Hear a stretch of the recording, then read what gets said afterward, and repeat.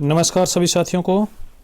और आइए, हमने जो विश्व की प्रमुख जो कृषि प्रणालियां हैं, जो आपके रीट के सिलेबस में नया टॉपिक जोड़ा गया था, उसका यहाँ पर हमने जो टेस्ट लिया था उसका सॉल्यूशन करने वाले हैं। तो एक बार सभी साथी सेशन को शेयर कर दें। ये हमारा व्हाट्सएप ग्रुप था जिसको आप ज्वाइन कर सकते थे, और ये हमारा यहाँ पर यूट्यूब का लिंक दिया हुआ है। चलिए, पहला सवाल यहाँ पर कुछ इस प्रकार से है। अब फटाफट आप एक बार देख लीजिए और आप कमेंट करते रहें, अपने जो आंसर है वो कमेंट करते रहें।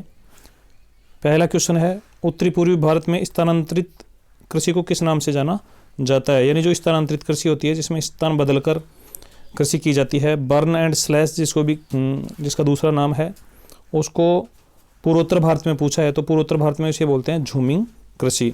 वालरा जो है ये भी इस एक प्रकार की स्थानांतरित कृषि है, भीलों द्वारा की जाती है अरावली के पहाड़ी क्षेत्रों में। पोंडू जो है ये गोंड जनजाति द्वारा की जाती है, और दजिया जो है मैदानी भागों में भीलों द्वारा की जाती है। तो उम्मीद करता हूँ ये आपको क्लियर हो गया होगा। चलिए नेक्स्ट क्वेश्चन की ओर चलते हैं। सवाल नंबर 2 ये रहा आपकी।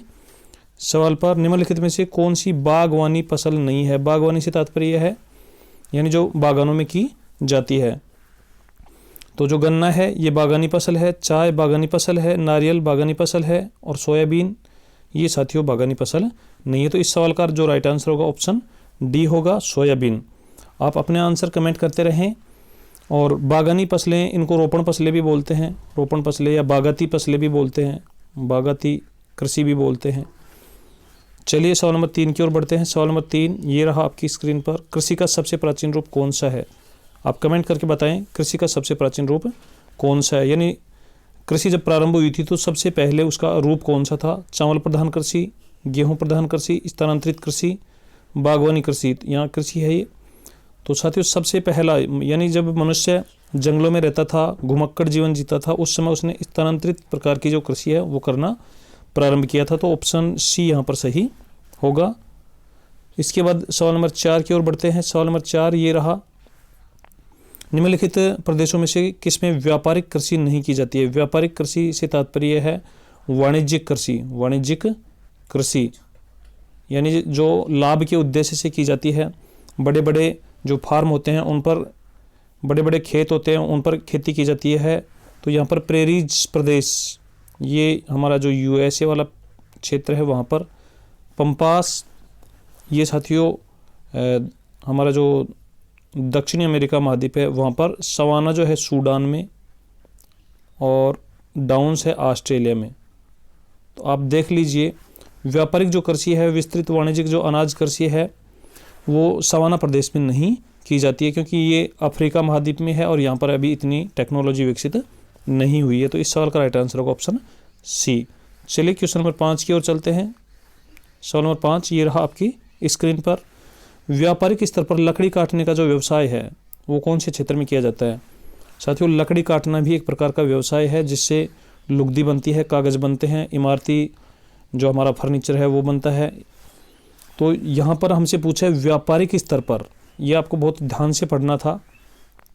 यदि हम प्राथमिक स्तर की बात करें सामान्यतः, तो भूमध्यरेखीय वनों में भी लकड़ी काटी जाती है, क्योंकि यहाँ पर एक ही क्षेत्र में, जैसे ये मान लीजिए कोई जंगल है, इसमें यहाँ पर अलग पेड़ है, दूसरे किस्म का, तीसरे किस्म का, चौथे किस्म का, यानी एक ही स्थान पर कई प्रकार के पेड़ पाए जाते हैं। इसलिए यहाँ पर जो कृषि यानी जो लकड़ी काटने का कार्य है वो व्यापारिक स्तर पर नहीं होता। व्यापारिक स्तर से तात्पर्य है कि जैसे मान लीजिए यहाँ पर सागवान के पेड़ हैं और 100 बीघा में लगे हुए हैं, तो 100 बीघा में लगे हुए तो एक साथ उनको हम काट सकते हैं, उनका व्यापार कर सकते हैं, बिजनेस कर सकते हैं। तो इस प्रकार की जो लकड़ी काटने का जो व्यवसाय है ये केवल कोणधारी वन क्षेत्रों में किया जाता है, और मुख्यतः हमारा जो कनाडा संयुक्त राज्य अमेरिका है, वहाँ पर किया जाता है। साथियों आपको पता होगा कि जो कनाडा देश है वो अपने लकड़ी काटने और खनन के कारण ही विकसित देशों की श्रेणी में शामिल हुआ है।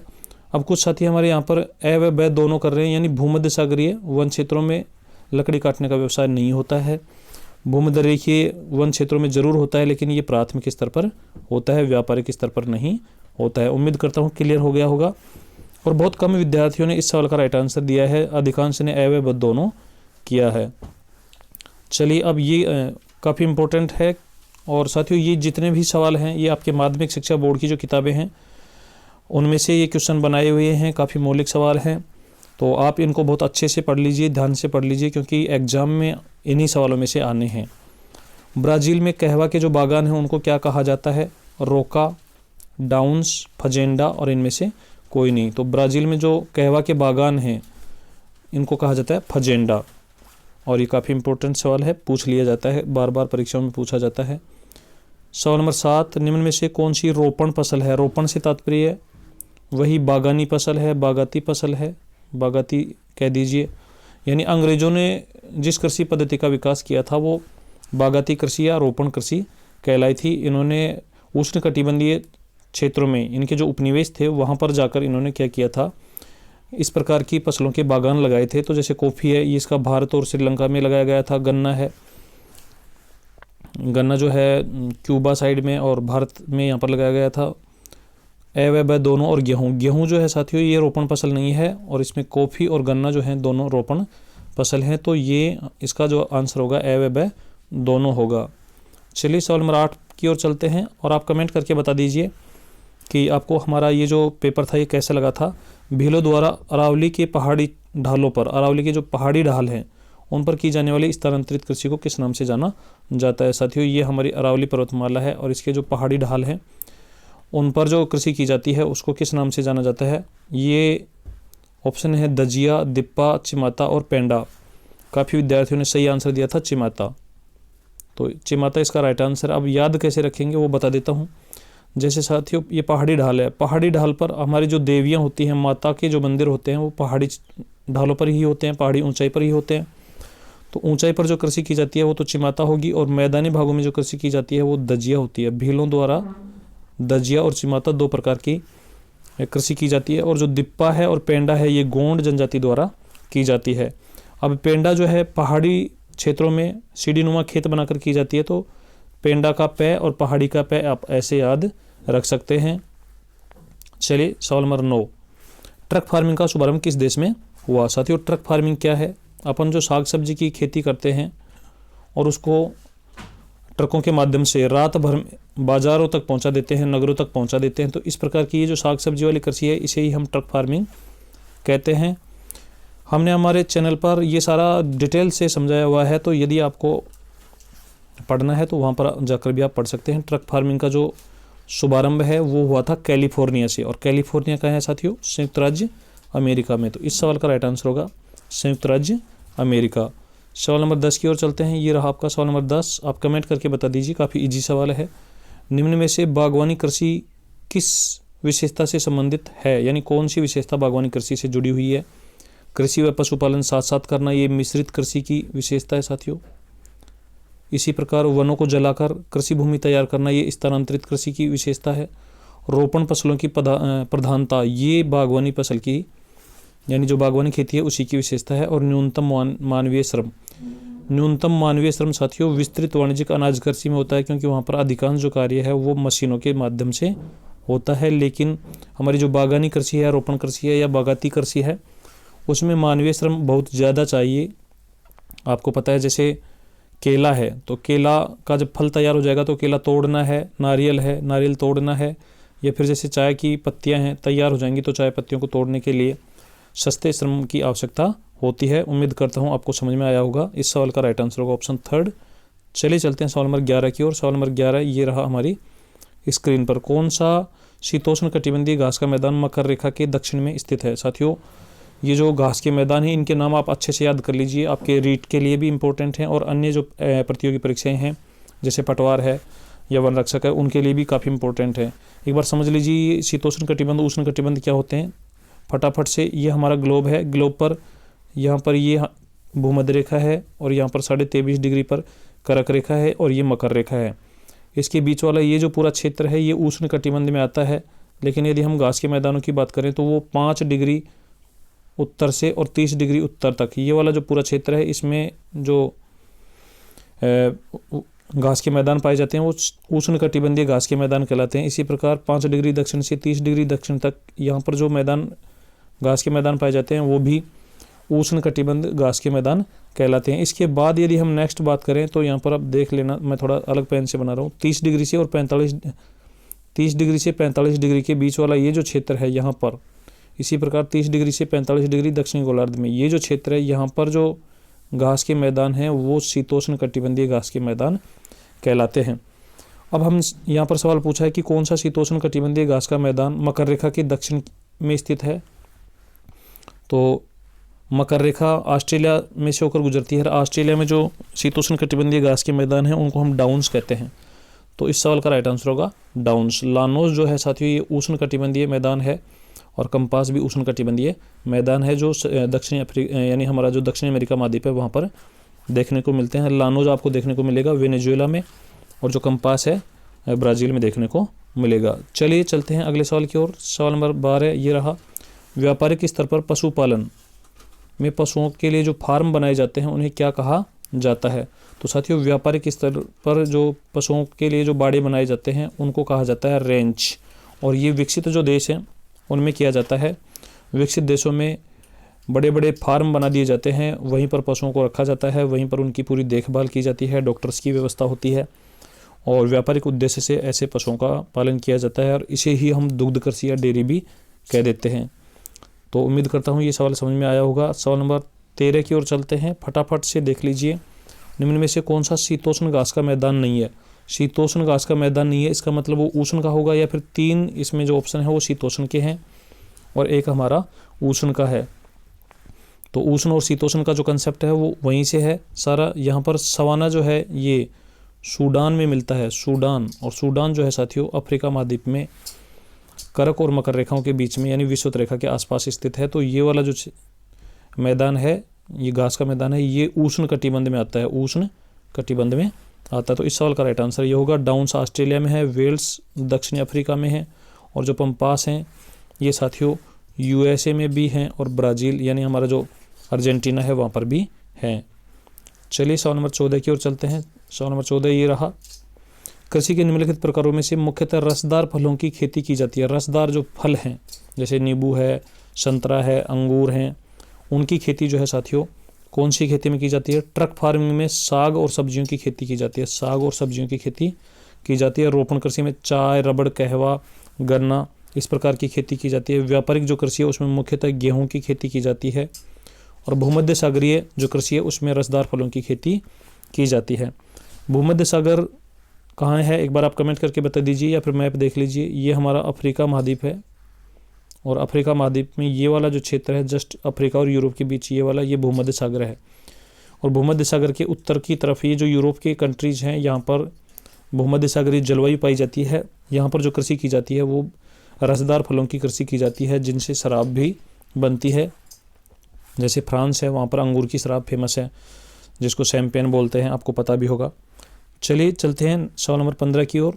सवाल नंबर 15 ये रहा आपकी स्क्रीन पर, एक बार फटाफट देख लीजिए। निम्नलिखित में से कौन सा सुमेलित है। सुमेलित है यानी सही मेल है। जैसे कंपास है ऑस्ट्रेलिया, ये गलत है, ऑस्ट्रेलिया में डाउन्स है। डाउन्स जो है यहाँ पर दक्षिणी अमेरिका में दिखाया, ये भी गलत है। सवाना जो है ये साथियों सूडान में है, यहाँ पर एशिया में दिखाया, ये भी गलत है। और वेल्स जो है दक्षिणी अफ्रीका में है, ये आंसर सही है।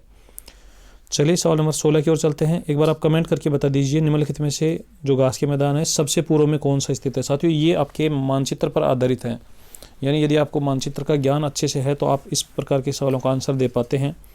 तो आप एटलस को भी ज़रूर देखें।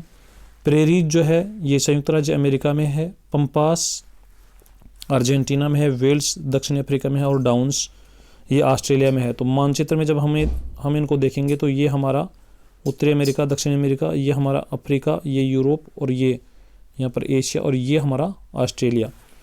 तो डाउन्स जो है साथियों यहाँ पर है ऑस्ट्रेलिया में। तो सबसे पूर्व की ओर यानी ऐसे पूर्व से पश्चिम यदि यहाँ पर आप देखना चाहते हैं तो एक शब्द एक नाम लिख दीजिए, यहाँ पर पै लिख दीजिए, आधा पै और ये पू, यानी पप्पू जब नाम लिखेंगे तो ये पश्चिम होता है और ये पूर्व होता है। तो यहाँ पर यदि हम मैप में देखेंगे तो सबसे पूर्व की ओर है ऑस्ट्रेलिया। तो ऑस्ट्रेलिया के जो डाउन्स हैं ये सबसे पूर्व की ओर स्थित हैं। चलिए उम्मीद करता हूँ समझ में आया होगा। और साथियों आपको हमारा ये प्रयास अच्छा लग रहा है तो चैनल को आप सब्सक्राइब भी कर लीजिए और अपने दोस्तों को शेयर भी कीजिए और प्रतिदिन हम भूगोल की जो कक्षाएं हैं वो शाम को 8 बजे लेकर आते हैं, तो आप पढ़ना चाहें तो वहाँ पर लाइव आकर भी पढ़ सकते हैं। चलिए सवाल नंबर 17 की ओर चलते हैं। ये सवाल नंबर 17, किस कृषि प्रणाली में प्रति हेक्टेयर उपज कम, यानी प्रति हेक्टेयर में यदि उपज देखें तो कम है, लेकिन प्रति व्यक्ति उपज अधिक होती है।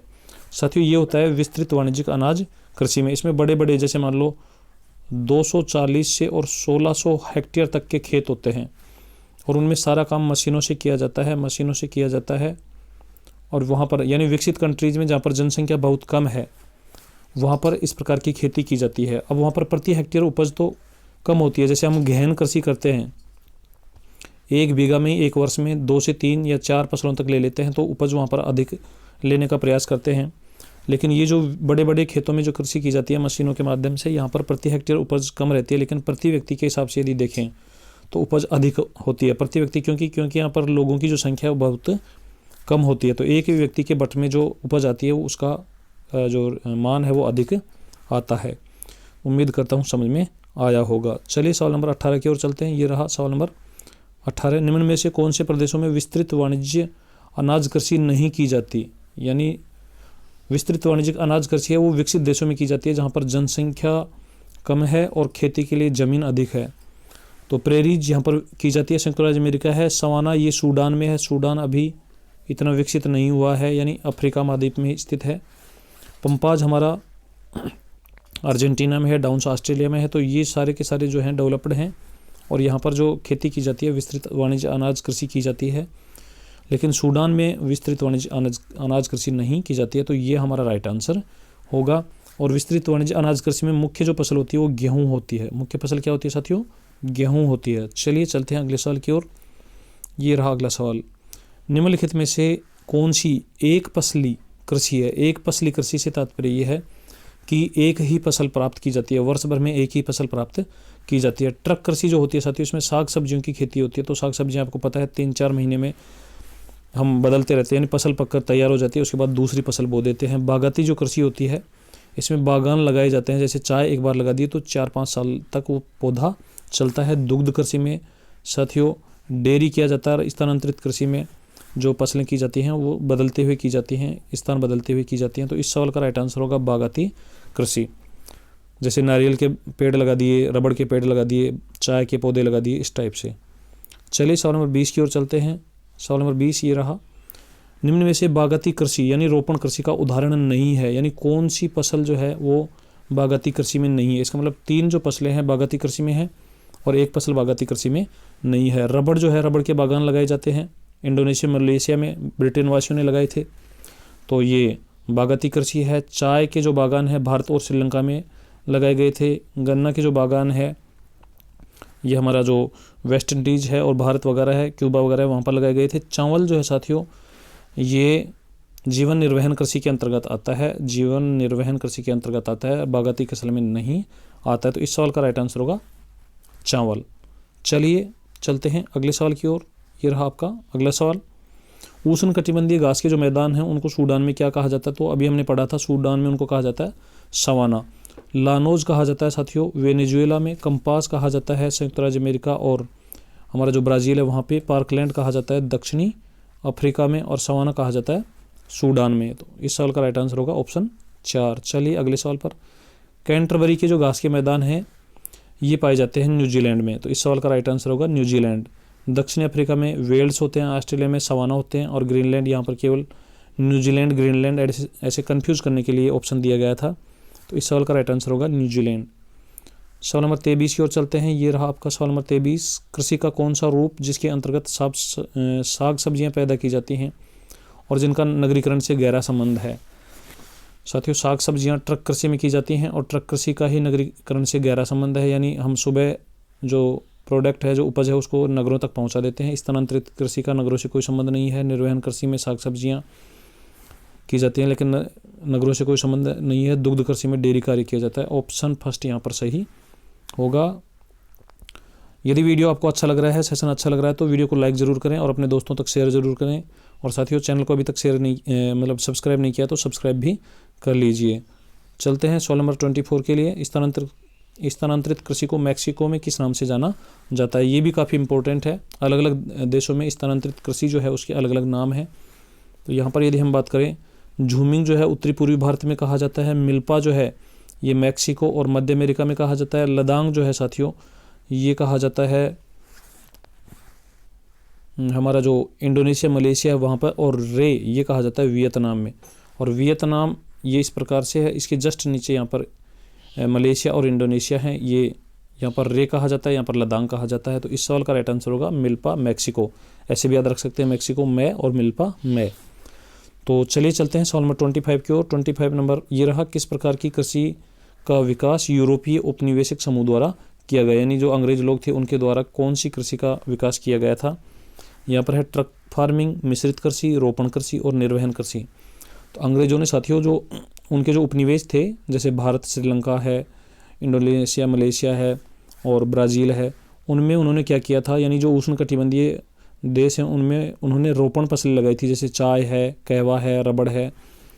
तो वो जो कृषि कहलाती थी वो रोपण कृषि कहलाती थी। तो इस सवाल का राइट आंसर होगा ऑप्शन 3। चलिए सवाल नंबर 26 की ओर चलते हैं। मध्य प्रदेश और व छत्तीसगढ़ में गोंड जनजाति द्वारा पहाड़ी क्षेत्रों में सीढ़ीनुमा खेत बनाकर की जाने वाली स्थानांतरित कृषि किस नाम से जानी जाती है? अभी हमने डिस्कस किया था, ये जानी जाती है पेंडा नाम से। तो इस सवाल का राइट आंसर होगा पेंडा। दजिया जो होती है मैदानी भागों में भीलों द्वारा की जाती है। चिमाता जो है भीलों द्वारा पहाड़ी ढालों पर की जाती है। वालरा एक प्रकार की स्थानांतरित कृषि है जो भीलों द्वारा की जाती है, आदिवासी जनजातियों द्वारा राजस्थान में की जाती है। चलिए चलते हैं 27 की ओर। स्थानांतरित कृषि को श्रीलंका में किस नाम से जाना जाता है? तो रे जो है वियतनाम में, मिल्पा मैक्सिको और मध्य अमेरिका में, लदांग इंडोनेशिया मलेशिया में। तो बचा कौन? चेना। तो चेना श्रीलंका में कहा जाता है। चलिए चलते हैं सवाल नंबर 28 की ओर। ये रहा सवाल नंबर 28। कौन सा सुमेलित नहीं है? सुमेलित नहीं है ये देखना आपको। बागाती जो कृषि है उसकी फसल गन्ना सही है। ट्रक कृषि में साग सब्जियां बोती हैं, टमाटर सही है। वाणिज्य कृषि में अभी आपको बताया था, यहाँ देख लीजिए, भूमध्य सागरीय जो कृषि है उसमें अंगूर पैदा किए जाते हैं, ये भी सही है। तो ये गलत है। और यहाँ पर पूछा है सुमेलित नहीं है, तो यही नहीं है, यही हमारा आंसर होगा। क्योंकि वाणिज्य कृषि में जो मुख्य फसल है वो गेहूँ होती है, उसके अलावा जो जई, तिलहन वगैरह हैं। चावल जो है वो जीवन निर्वहन कृषि में किया जाता है। चलिए चलते हैं सवाल नंबर 29 की ओर। ये सवाल नंबर 28 दो बार प्रिंट हो गया, ये 29 नंबर है। यहाँ पर देख लीजिए, पश्चिम से पूर्व की ओर सही क्रम कौन सा है? काफ़ी इंपॉर्टेंट क्वेश्चन है। इस प्रकार के सवाल बन सकते हैं क्योंकि एग्जाम का लेवल इस बार ज़रूर बढ़ा हुआ मिलेगा आपको। अब आपको ये इनके जो देश हैं उनकी लोकेशन के आधार पर इस सवाल का राइट आंसर दे पाएंगे। मिल्पा जो है मैक्सिको में, रोका ब्राज़ील में, रे जो है वियतनाम में और लदांग जो है इंडोनेशिया मलेशिया में। ये पूर्व से पश्चिम की ओर इसको मान सकते हैं, लेकिन ये जो रे और लदांग है, रे ये वियतनाम इस प्रकार से, और इसी के नीचे यहाँ पर मलेशिया और ये इंडोनेशिया। तो ये जस्ट हम ऊपर नीचे हो जाएंगे। चौथा ऑप्शन जो है बिल्कुल क्लियर है, मिल्पा मैक्सिको, फिर चेना श्रीलंका, झूमिंग पूर्वोत्तर भारत और रे वियतनाम। तो ये काफ़ी क्लियर है। इस सवाल का राइट आंसर होगा ऑप्शन डी। चलिए चलते हैं अंतिम सवाल की ओर। अंतिम सवाल ये रहा, निम्नलिखित में से कौन सा व्यवसाय प्राथमिक व्यवसाय नहीं है? आखेट प्राथमिक व्यवसाय है। प्राथमिक व्यवसाय क्या होते हैं? जो प्रकृति के सानिध्य में किए जाते हैं, यानी प्राकृतिक जो संसाधन है उनका सीधा उपयोग करके भोजन और कच्चा जो प्रोडक्ट है वो उत्पादित करने से संबंधित जो व्यवसाय हैं वो सारे के सारे प्राथमिक व्यवसाय कहलाते हैं। तो आखेट, संग्रहण और जो पशुपालन है ये प्राथमिक व्यवसाय हैं। और नहीं है पूछा था, तो व्यापार जो है साथियों ये तृतीयक व्यवसाय है, तृतीयक व्यवसाय। तो इस सवाल का राइट आंसर होगा तृतीयक व्यवसाय, व्यापार।